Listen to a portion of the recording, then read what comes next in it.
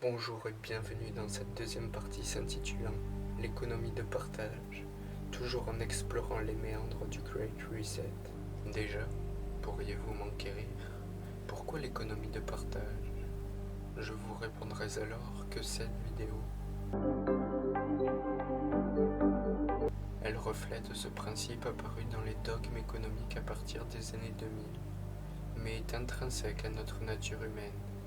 En effet, la gestion du foyer par le partage a permis à notre espèce de perdurer à travers les âges.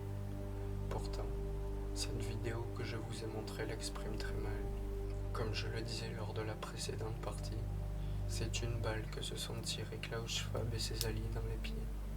Un effroyable coup de communication d'un principe ancré en nous. Mais alors, peut-on ne rien posséder et tout de même être heureux ou heureuse? Je vous dirais que oui. Et ce, assez facilement même, la possession faisant uniquement référence à la matérialité. On ne possède pas des amis, ou un conjoint ou une conjointe. On les aime, on ne possède pas une spiritualité. On l'incarne, et comme je le disais déjà, tout ce qu'il y a de plus cher dans l'univers est non monnayable. Tout ce qui est de l'ordre de la propriété n'est que secondaire. Mais je suis bien conscient que tout le monde ne veut pas se détacher de ces objets. Moi-même j'en possède, et je ne cherche pas à faire la morale à quiconque, n'étant pas meilleur qu'un ou une autre.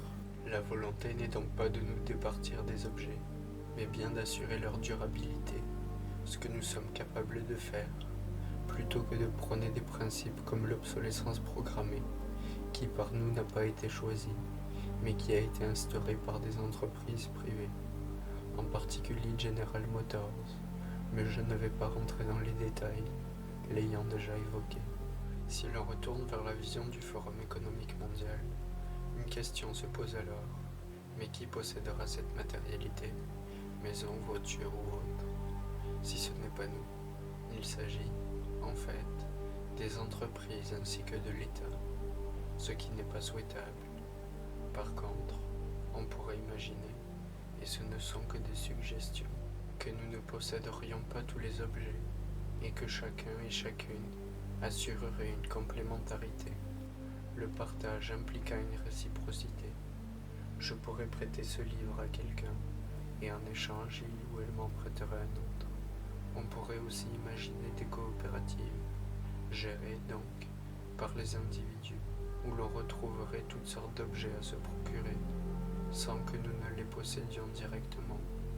Je pourrais, par exemple, aller me procurer une perceuse si moi-même je n'en ai pas, l'utilisant pour le temps qu'elle me sera nécessaire, avant d'aller la reporter pour qu'un autre individuel puisse profiter.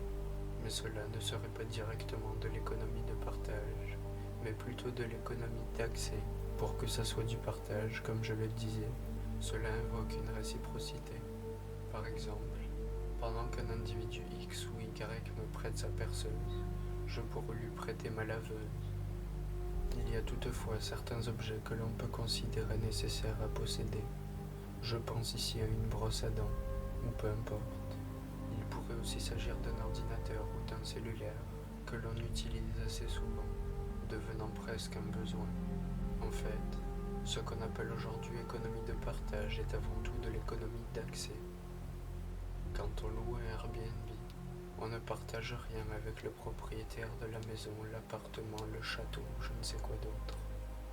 On lui donne une compensation financière, nouveau moyen pour exprimer sa gratification auprès des personnes. Mais il n'y a pas réciprocité.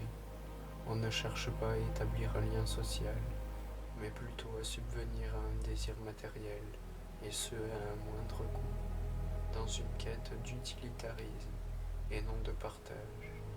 Il en va de même avec Uber, pas le prénom évidemment, mais la compagnie, qui est souvent citée comme un autre de ces exemples d'économie de partage.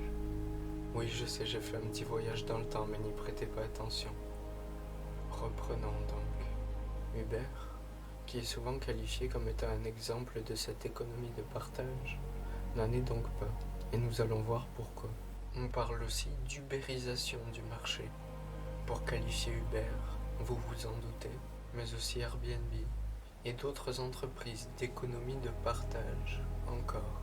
En fait, ce phénomène qui a pris beaucoup d'ampleur dans la dernière décennie consiste à ce que des non-professionnels offrent des services à des particuliers à travers des plateformes internet de jumelage. Une application tierce, donc, va être chargée de mettre en contact un client et un propriétaire, que ce soit un propriétaire de voiture, de bateau, de logement ou autre. Ce n'est pas de l'économie de partage, mais de l'économie d'accès. Le consommateur, mot qui me répugne et que l'on ne prend jamais le temps de féminiser, va donc chercher, et ce logiquement, à optimiser ses dépenses financières. De plus, l'économie de partage qui est prônée par la vidéo que je vous montrais au début de cette vidéo est responsable de divers problèmes à travers la société et n'est au final pas si différente de l'économie normale. Elle peut même être pire. En effet, ce n'est pas pour rien que Uber a été interdit en Espagne. Je vais prendre ici un exemple qui s'est déroulé à New York. C'était une soirée du Nouvel An et un chauffeur de Uber a percuté un enfant qui est mort. Sauf que la compagnie, en plus de mal payer ses employés qui sont rémunérés à un salaire inférieur au minimum, n'offre pas d'assurance comme ce fut le cas lors de cette soirée-là. Ou bien qu'un enfant soit malheureusement mort, Uber ne reconnut jamais sa responsabilité, disant que ce n'était pas sa voiture et que le chauffeur n'était pas en fonction. Toujours en Espagne, à Barcelone, Airbnb est surveillé pour ses pratiques, qui consistent le plus souvent à louer des logements à bas coût et pour une durée inférieure à 30 jours. Pourtant, les hôtels, eux, sont soumis à des règles, mais Airbnb, non. Les logements sont donc le plus souvent vides durant la saison touristique, attendant que des gens les réservent. Et on s'est rendu compte dans une enquête qui s'est déroulée à New York que la majorité des logements n'avaient même jamais été occupés par leurs propriétaires, qu'ils les louaient simplement. Et des enquêtes ont été faites, montrant que cela affecte directement la crise du logement. Mais il y a donc, on l'a vu, notamment en Espagne, qu'il y a des moyens pour contrôler ces entreprises, qui sont souvent citées, comme je le disais, comme des exemples d'économie de partage. On nous dit, sous ces paradigmes, que la concurrence est saine. Et même si tel était le cas, il ne s'agit pas de concurrence dans le cas d'Uber ou Airbnb, mais de concurrence déloyale. Et l'on va à présent voir que ce que prône le Forum économique mondial est encore pire que cela.